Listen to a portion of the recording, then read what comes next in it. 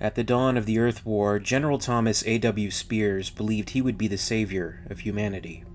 The specimens at his facility offered unthought-of insight into the enemy and held the key to defeating them. General Spears had more than 100 of the alien drones undergoing suspension there, each of which had a complex chemical bath being pumped into it full-time.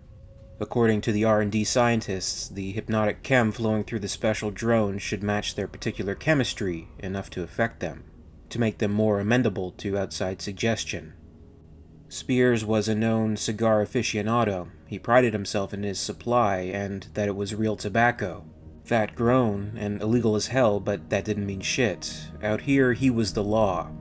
The cigar wasn't as good as those made from sun-raised and barn-dried leaf, but it was what he had. He still had 6 of the precious Jamaican Lonsdales left, Maduros and dark as they came, each sealed in its glass tube of inert gas. But those were worth a fortune. He could get 10,000 credits apiece if he wanted to sell them. As if money was anything. Money was nothing. Money was only a means to an end. The only reason you needed it at all was for supplies, equipment, to get things done. Here at 3rd Base, they didn't even use the stuff. The troops took what they were given and liked it or lumped it. The cigars had come from a vault in Cuba, a gift from a rich man who had been grateful to Spears for saving his ass in some dinky Banana Republic revolution. There had been 8 of the valuable smokes. He'd smoked the first on the day he got his stars and command on the 3rd Base. He'd smoked the second when his tame medicos had succeeded in bringing forth an alien queen and establishing her in a controlled hive.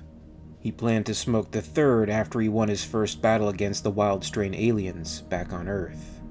Thomas A.W. Spears had big plans, and they amounted to no less than the retaking of man's homeworld, using the deadliest soldiers a man had ever commanded.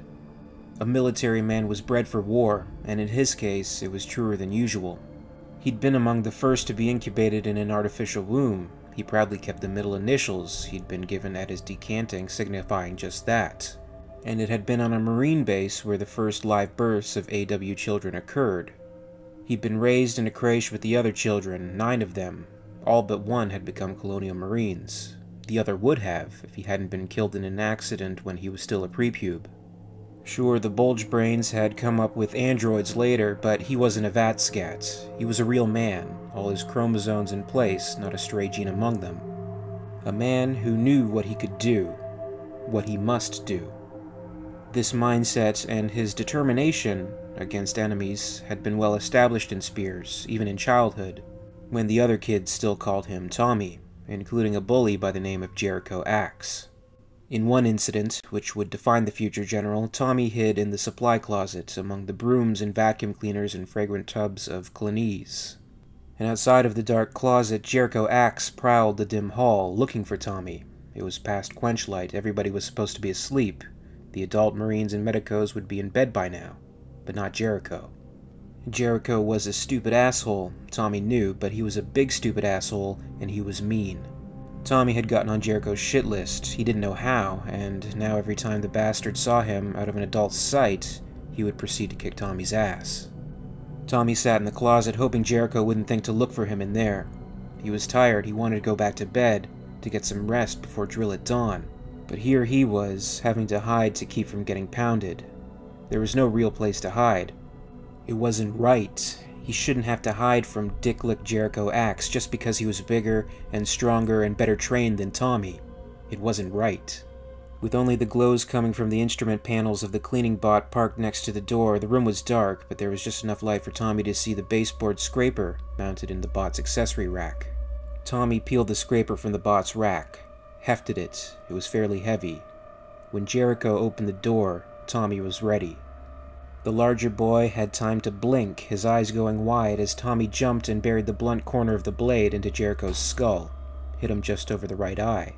It made a satisfying chunk. Jericho screamed, that was nice too, and stumbled backward across the hall until his back smacked into the far wall. He slid down, tugged the scraper from his head, moaned as blood poured into his eye. He looked up at Tommy, stunned, as if he couldn't understand what had happened. Tommy moved toward Jericho. Here, gimme that, he said. He grabbed the scraper. Jericho let it go. What he thought, Tommy didn't know, but the fear he had felt, the shame of being afraid, his rage, all combined into something he'd never felt before.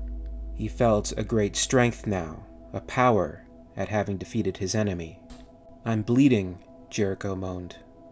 "Not for long," Tommy said. He raised the scraper again and moved in. Tommy Spears was 9 years old the night he killed his first enemy. General Spears' enemies were the Xenomorphs now, and his own army. Hell of a soldier, this thing, he thought, admiring a specimen. It would destroy or die for its queen without hesitation. Damned civilian authorities on Earth had bollocksed it up, just like they always did. Tried to fight a forest fire with little buckets of water. Tried to extinguish a raging conflagration with spit and prayer. The only way to kill a big fire was to use a bigger blaze. Burn its fuel, choke its oxy off, eat what it would eat, and starve it. Sure, you could punch holes in the aliens with armor piercers, could blow them up with bombs, but that was wasteful. What better way to fight a beast than with another beast of equal ferocity? Something that could hunt the enemies down because it knew how they thought, because it was like them. Like a king snake will kill a poisonous viper or tame dogs will track a wild animal, the solution to the problem was painfully obvious. He hadn't believed it at first, until he had gotten to know how the aliens operated. Now he was the strongest believer. The powers that be had been eliminated. Now it was up to him to carry on alone. No problem. The project was in full force, with the General expecting more specimens soon, as cargo aboard the vessel USCSS The American, unbeknownst to its new crew. In this series, I'm recounting the Earth War as depicted in the Aliens comic series, and the events leading up to it, as well as its aftermath. The accounts are explored as originally published, despite certain names, locations, and other events having been altered over time. For more on the Earth War, you can check out the accounts of the Earth War playlist on the end screen, and stay tuned for the latest videos. As always, I'd like to thank you very much for watching, I really appreciate it, and if you enjoyed this video, please make sure to give it a like, and you can also subscribe for all the latest videos from the channel. A very, very special thanks goes out to Weyland-Yutani Executive, Emuric, part of the Patreon Hive. I'd also like to thank our Hive's queen, Lady Anne. If you'd like to join the Hive and support the channel, check out my Patreon page for exclusive posts and contests. In the meantime, you can catch up with Alien Theory over social media, follow @alien_theory on Twitter and @alientheoryyt on Facebook and Instagram for more. And until next time, this is Alien Theory, signing off.